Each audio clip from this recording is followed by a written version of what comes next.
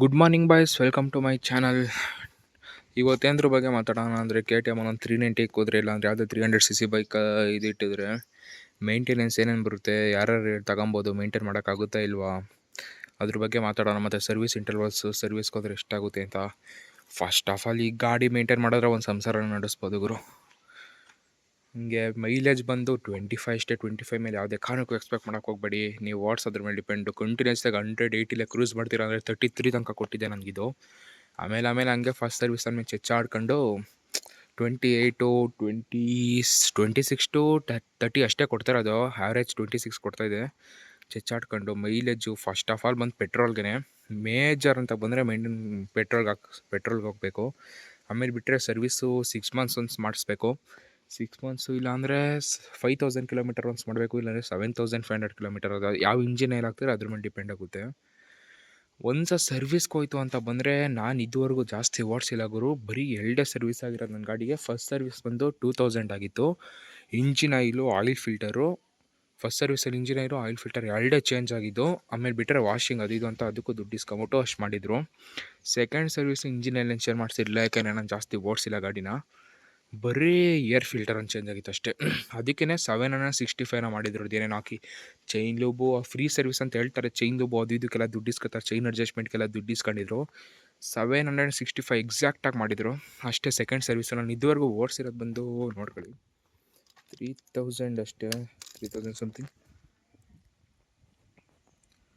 ಇಷ್ಟೇ ಗುರು. 3187 ಓಡಿಸಿದ್ದೀನಿ ಅಷ್ಟೇ.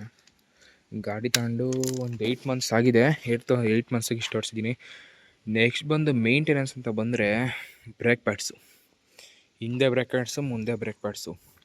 ಬೇಗ ಹೋಗ್ಬಿಡ್ತೈತೆ, ಬೇಗ ಸುಯ್ತದೆ. ಇಲ್ಲಿ ನೋಡ್ಕೊಬೋದು ನೀವೇ ನೋಡಿ, ನಂದಿನ ಲೈಫ್ ಇದೆ, ಅಲ್ಲಿ ನೋಡ್ಕೊಬೋದು. ಇದು ಅದು ಬಂದು ಬೋತು 6000 ಸಮಥಿಂಗ್ ಅನಿಸುತ್ತೆ, ಮುಂದೆಯಿಂದ 2 ಸೇರಿ.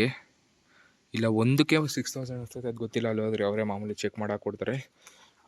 ನೋಡಿ ಯಾವ್ದಾರ ಬ್ರೆಂಬೋ ಬೇಕು ಬೇಡಿಸಿದ್ದು, ಅಲ್ಲ ಬ್ರೆಂಬೋ ಅಂತೀನಿ, ಬ್ರೆಂಬೋನ ಹಾಕ್ಸ್ಬೋದು, ಏನಿಲ್ಲ ಸೇಮ್ ಇದು.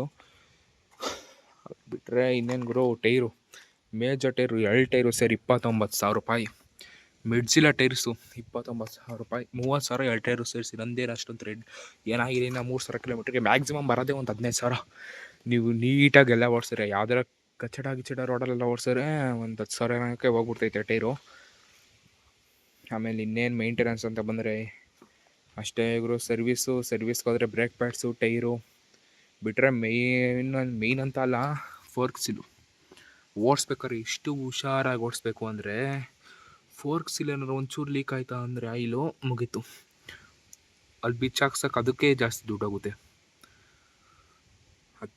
ಅಷ್ಟೇ ಗುರು. ಇದು ಯಾವುದಪ್ಪ ಇದು, ಪೆಟ್ರೋಲು ಮೇಯ್ನು. ಆಮೇಲೆ ಆ್ಯಸಸರೀಸ್ ಅಂತ ಬಂತು ಅಂದರೆ ಮಾಮೂಲಿ ಕ್ಲಚ್ ಲಿವರ್ ಅದು ಇದು ಹಾಕ್ಕೊಡ್ತಾರೆ. ಇದು ಪ್ರೊಟೆಕ್ಷನ್ಗೆ ನೀವು ಕ್ಲಚ್ಗೆ, ಬ್ರೇಕ್ಗೆ. ಆಮೇಲೆ ಬಂದರೆ ಇಲ್ಲಿ ರೇಡಿಯೇಟರ್ ಗಾರ್ಡ್ ಒಂದು ಹಾಕ್ತಾರೆ. ಅದನ್ನ ಹಾಕ್ಸ್ಕೊಂಬಿಡಿಯೋದು. ನಾನು ಹಾಕ್ಸಿಲ್ಲ, ಕಲ್ಲು ಅದು ಇದು ಹೊಡೆದ್ರೆ ಮೇಲೆ ಅದು ಫ್ಯಾನು ಅದು ಇದು ಹೋಗ್ಬಿಟ್ರೆ ಅದಕ್ಕೂ ಮುಗೀತು ಕತೆ. ಏರ್ ಫಿಲ್ಟರು ನಂದು ಬರೀ 2,500 ಏರ್ ಫಿಲ್ಟರ್ ಹೋಗ್ಬಿಟ್ಟಿತ್ತು. ಅದು ಏನು ಕೊಡ್ತಾರೆ ಏರ್ ಫಿಲ್ಟರ್, ಬರೀ 2,500 ಹೋಗ್ಬಿಟ್ಟಿತ್ತು. ಅದೇನು ಕ್ಲೀನ್ ಮಾಡ್ಕೊಂಡು ಹಾಕೊಂಬೋದೋ ಏನೋ ಗೊತ್ತಿಲ್ಲ ಗುರು, ಅಷ್ಟಕ್ಕೆ ಹೋಗ್ಬಿಟ್ಟಿತ್ತು.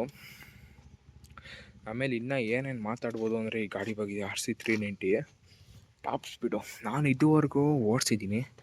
ಟಾಪ್ ಸ್ಪೀಡು ಅಂತ ಹೊಡೆದಿರೋದು ಅಂದರೆ ನನ್ನ ವೇಟ್, ನಾನು ಬಂದು 85 ಕಿಲೋಸ್ ಇದ್ದೀನಿ. 172 ಕರೆಕ್ಟಾಗಿ ಟಚ್ ಮಾಡಿದ್ದೀನಿ. ಇನ್ನೂ ಮಾಡ್ಬೋದಿತ್ತು, ನಾನು ರಿಯಲ್ ಲಿಮಿಟರ್ ಅಂತೂ ಇನ್ನೂ ಟಚ್ ಆಗಿರಲಿಲ್ಲ. ಮಾಡ್ಬೋದಿತ್ತು ಅನಿಸುತ್ತೆ. ಆದರೆ ಬ್ರೇಕ್ ಹಿಡಿದ್ಬಿಟ್ಟೆ ಅಲ್ಲಿ ಜಂಕ್ಷನ್ ಏನೋ ಅಂತು ಅಷ್ಟು. 172 ಆರಾಮಾಗಿ ಗುರು. ನಾನು 85 ಕಿಲೋಸ್ ಇದ್ದೀನಿ. ಆರಾಮಾಗಿ ಬ್ಯಾಗಲ್ಲಿ ಹಾಕೊಂಡಿದ್ದೀನಿ. ಟೂರಿಂಗ್ ಮಾಡ್ತಾಯಿದ್ದೆ, ಬ್ಯಾಗಲ್ಲಿ ಹಾಕೊಂಡೆ ಅಷ್ಟು ಹೊಡೆದಿದ್ದೀನಿ. ಆರಾಮಾಗಿ ಎಳೆದ್ಬಿಡುತ್ತೆ ರಾಕೆಟ್ ಥರ. ಬಿಟ್ಟರೆ ಇನ್ನೇನು ಮಾತಾಡೋದಿಲ್ಲ ಅವರು. ಬ್ರೇಕ್ ಪ್ಯಾಡ್ಸು, ಚೈನ್ಸ್ ಬೇಕಾಯ್ತು. ಮೇಯ್ನು 500 ಕಿಲೋಮೀಟರ್ಸ್ ಒಂದ್ಸಲ ಚೈನ್ ಲೂಬ್ ಮಾಡ್ಕೊಳ್ಳಿ. ಚೈನ್ ಲೂಬ್ ಮಾಡಿದ್ರೆ ಸ್ಪ್ರಾಕೆಟ್ ಆರಾಮಾಗಿ ಚೆನ್ನಾಗಿ ಬರುತ್ತೆ. ಮೈಲೇಜು ಚೆನ್ನಾಗಿ ಕೊಡುತ್ತೆ, ಸ್ಮೂತಾಗಿರ್ತೈತೆ. ಆಮೇಲೆ ಕೂಲೆಂಟು ಅದು ನೋಡಿ, ಒಳ್ಳೆ KTM ಅವ್ರು ಪ್ರಿಫರ್ ಮಾಡೋ ಕೂಲೆಂಟ್ ಹಾಕ್ಸಿ, ಬೇರೆ ಯಾವ್ದು ಹಾಕ್ತಾರೆ ಮೋಟಲ್ದು ಕಮ್ಮಿದು, ಅದೆಲ್ಲ ಈ ಹೀಟನ್ನು ಮ್ಯಾನೇಜ್ ಮಾಡೋಕ್ಕಾಗಲ್ಲ. ಆಮೇಲೆ ಇಂಜಿನ್ ಆಯಿಲ್ ಬಂದು ಇವರು ಮೋಟರ್ ಎಕ್ಸನ್ನು ಪ್ರಿಫರ್ ಮಾಡ್ತಾರೆ. ಅದಿಲ್ಲೆಲ್ಲೂ ಸಿಗೋಲ್ಲ ಅಂತ ಇವರು ಮೋಟರ್ ಹಾಕ್ತಾರೆ. ಇಟ್ಸ್ ಓಕೆ, ಗುಡ್, ಏನಿಲ್ಲ. ಅಷ್ಟೇ ಗುರು.